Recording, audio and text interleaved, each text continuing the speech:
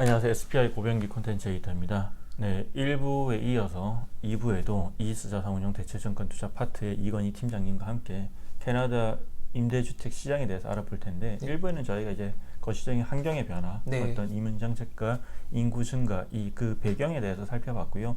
2부에서 이제 구체적으로 이제 캐나다 임대주택 시장의 어떤 현재 분위기와 또 리츠는 어떻게 이 긍정적인 분위기에서 수혜를 받고 있는지 이 네. 얘기를 좀 나눠볼게요. 네.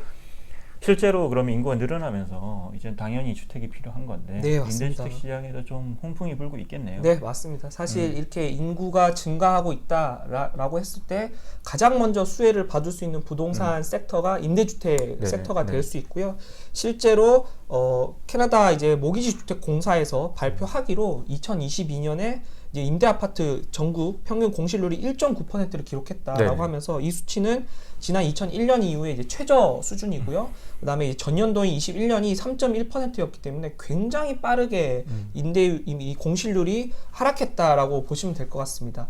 사실 이 리츠 볼 때, 이 펀더멘탈 볼 때 가장 중요한 게 두 가지입니다. 이 공실률이 어느 정도고 네. 그에 따라서 임대율이 진짜 올라가냐 이걸 네, 네. 보면은 이제 좀 트렌드가 보이는데, 그런 측면에서 굉장히 우호적인 펀더멘탈을 가지고 있고요. 저희가 이제 차트를 보여드리는데, 네. 뭐 상당히 이제 이 차트만 봐도 뭐 분위기는 느껴지네요. 맞습니다. 네. 그리고 이에 따라서 임대료 상승도 실제로 2022년에 5.6%를 기록해서 이제 평균이 전년도가 한 3%였고 평균이 한 2.8% 정도 되기 때문에 장기 평균을 상회하는 임대료 상승이 나타나고 있고요.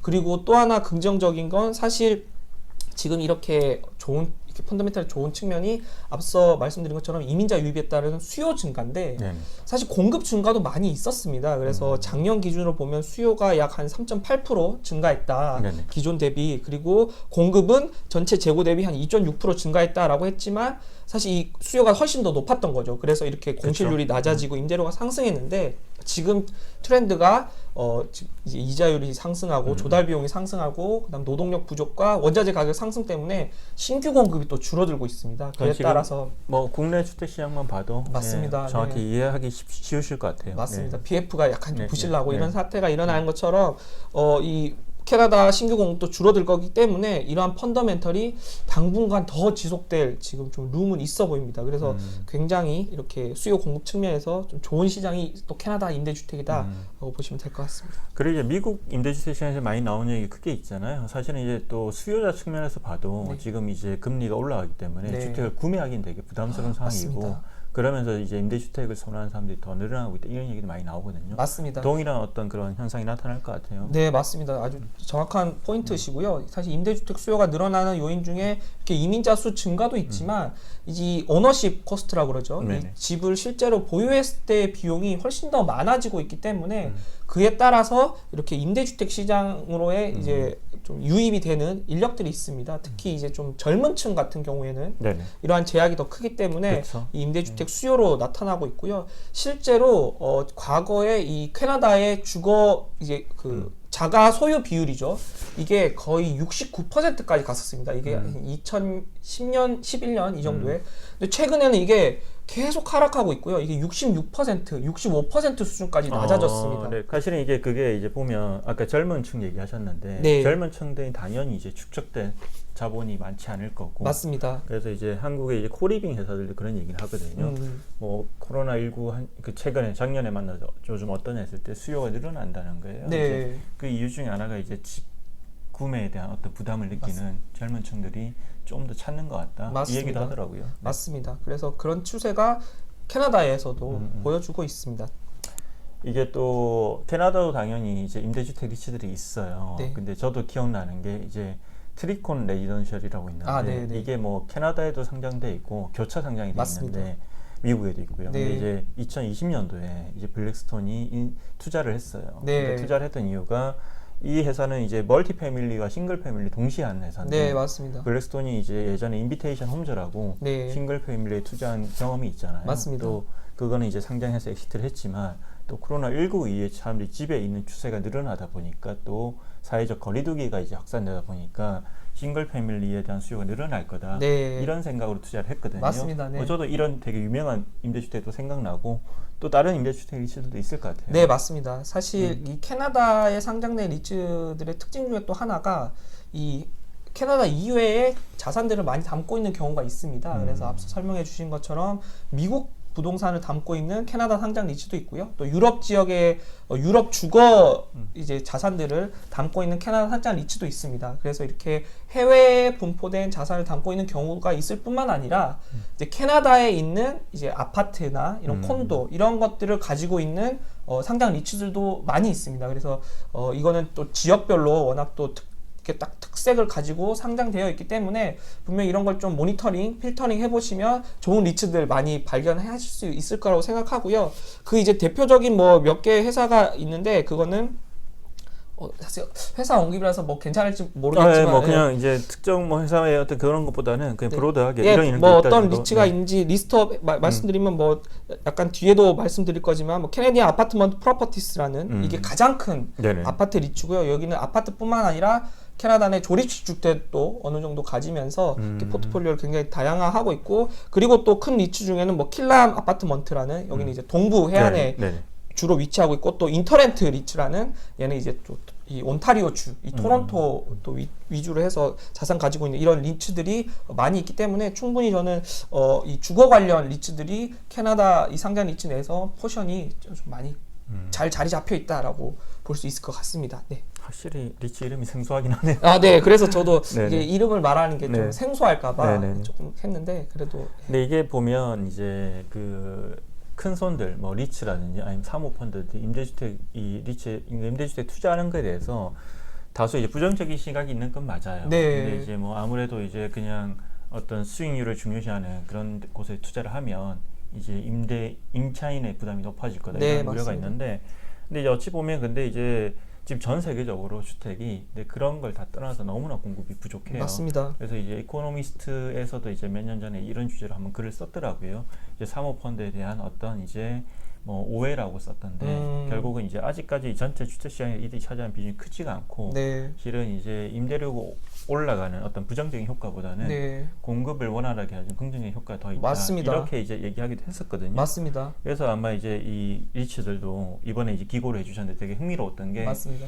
우리가 주택 시장 문제 해결사가 되겠다. 네, 맞습니다. 이런 얘기도 했더라고요. 네, 사실 제가 또 이제 캐나다 이 임대주택 리츠를 소개해야겠다라고 했던 이유 중에 하나가 바로 그 뉴스였습니다. 이게 이제 작년 12월 이제 뉴스로 나왔는데 이 5개의 상장 임대주택 리츠가 모여서 공식적으로 조직을 하나 만들어서 자기네들은 이 주거 문제를 해결하는 활동을 해 나가겠다라고 발표를 했습니다. 그리고 이 상장 리츠가 가진 순기능을 더 홍보하는 그런 활동을 하고 있는데요. 사실 이걸 이제 말씀드리기 전에 그렇다면 지금 캐나다 내에서 어떤 주거 문제가 있는지 간단히 이제 말씀드리면 앞서 말씀드린 것처럼 수요가 너무 빠르게 증가하는데 네. 공급은 부족하다 보니까 이 주택난이 사회적 문제로 거론되고 있고요. 그래서 저희도 뭐 충분히 이 뉴스에서 볼 수 있었을 것 같은데 밴쿠버나 이런 지역에서는 워낙 집값이 폭등하고 네네. 이에 따라서 캐나다 정부는 이 외국인이 주택 구매를 하는 것, 특히 투자 목적으로 하는 거에 대해서 굉장히 민감하게 반응을 하고 있고요. 그래서 만약에 주택을 구매했는데 저걸 빈집으로 놔뒀다. 그럼 또 추가 세금을 내게 하는 그런 또 세금 정책을 통해서 강력한 시그널을 주고 있습니다. 하지만 이게 물론 뭐 실질적인 효과는 있지는 않을 수 있지만 왜냐하면 외국인의 구매 비율이 한 3에서 5% 정도 밖에 안 되기 때문에 이게 뭐 그렇게 큰 효과가 있겠어라고 싶지만 그래도 캐나다 정부는 확실히 시그널을 보내고 있는 거죠. 너희들 투자 목적으로 이렇게 주택 시장을 건들지 마라. 특히 외국인들 살지도 않을 거면서 이렇게 하지 말아라 라고 얘기를 하고 있고요. 이에 따라서 주요 그 캐나다 정부에서도 이거 관련 정책들을 특히 작년에 굉장히 많이 냈습니다. 예를 들어 원래는 이 온타리오주 가장 핫한 지역만 임대료 캡을 뒀었는데 다른 주에서도 임대료 캡을 이제 어떻게 보면 예를 들어 온타리오주 같은 경우는 1년에 2.5% 이상 더 상승시키지 마라 이런 시그널을 주고 있거든요. 그래서 이런 임대 시장까지도 이렇게 좀 컨트롤을 하면서 굉장히 좀 타이트한 이런 좀 규제를 보이고 있는데 이렇게 좀 심각한 주거 환경을 상장 리츠들이 딱 나서서 우리는 오히려 이런 문제를 해결해 줄 수 있는 해결사다라고 얘기하고 있습니다.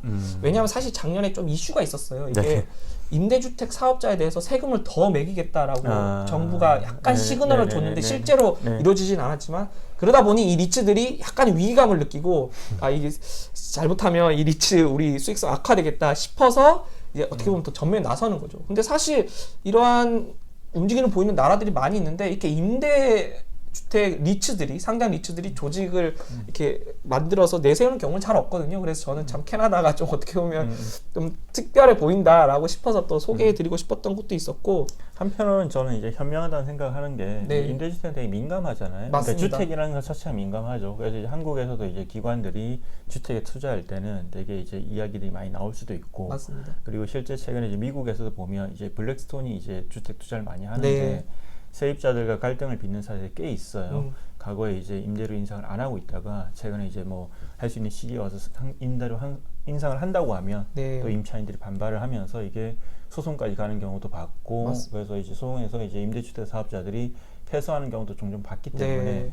결국은 이제 부동산 전체가 그렇지만 특히나 주택은 사회적으로 미치는 파장이 민감합니다. 크고 어찌 보면 이제 여론이라든지 그런 구성원들의 지지를 받아야만 이 비즈니스를 키울 수 있는 거잖아요. 네, 맞습니다. 그런 점에서 되게 현명한 선택인 네, 것 같아요. 맞습니다. 그래서 이렇게 좀 이슈화시키고 네. 자기를 홍보하는 네. 거죠. 뭐 네. 예를 들어 자기네들이 이제 총 한 12만 채 정도 네. 들고 있는데 이 자기네들이 보유하고 있는 자산은 과거 10년 평균 봤을 때 연간 2%의 임대료 상승밖에 안 했다.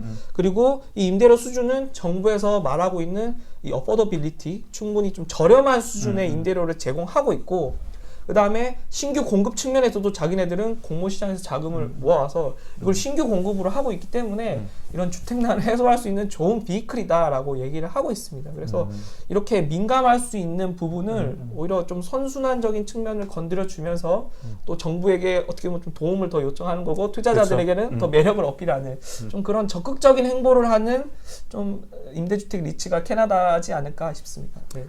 그 예전에 캐나다 시니어 하우징 리츠를 본 적이 있어요. 근데 이제 캐나다가 시니어 하우징 리츠가 상당히 발달해 있더라고요. 종류도 네. 많고 이제 그 이유 중에 하나가 보니까 이제 정부에서 지원을 많이 해줘요. 이제 시니어 하우징 입주자들이 임차인들한테 뭐 비용 보조도 많이 해주고 그러다 보니까 정책적인 지원이 있다 보니까 사실 이렇게 되게 성장해 있더라고요. 다른 나라 전체 리츠에서 시니어 하우징 비중이 되게 크더라고요. 그래서 보면 이제 임대주택도 그거랑 유사하게 이런 어떤 이제 캐나다의 전체적인 인구 구조의 변화, 인구 유입과 정부 정책이 맞물리면 또 향후에 성장 잠재력이 큰 섹터이지 않을까 네. 이런 생각이 드네요. 맞습니다. 저도 그렇게 생각하고 있습니다. 네, 네 오랜만에 이제 새로운 섹터를 되게 흥미롭게 들었고요. 네. 네, 고맙습니다. 네, 감사합니다. 네.